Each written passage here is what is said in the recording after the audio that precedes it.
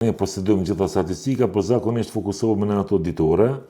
Mesatarja, do më thonë, për ditore dikun sillet 50 deri në 70 gjoba brenda ditës. Pjelin e kemi shumëta, ne baraz me kamerët e kemi automjetet inteligjente, cilat i qesin rrugë për identifikimin e shpejtësisë atje dhe regjistrimin e automjetit.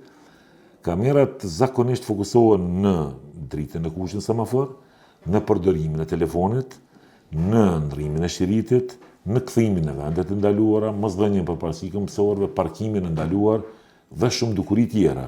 Njëkohësisht, edhe një gjë po ta them se kamerat janë për aspektin e përgjithshëm të sigurisë, jo vetëm për komunikacion, por ne në këtë rast, me qenë se jemi në njësinë e komunikacionit, po flasim për kundërvojtjen komunikacion, cilën po flas edhe unë në emër të njësisë dhe ne e bëjmë monitorimin e tyre. Kamerat e bëjnë identifikimin e kundërvojtjes, apo edhe zyrtari policor i cili qëndron në zyrën e kamerave. Në moment që të bëhet identifikimi, ruhet domethënë me një folder, printohet fotografia dhe dhënat e tij, përmes telefonit zyrtar njoftohet qytetari apo pronari i automjetit në emër të kujt është automjeti. Nëse nuk posedon numër telefonit, gjoba do t'i shkon përmes postës së Kosovës.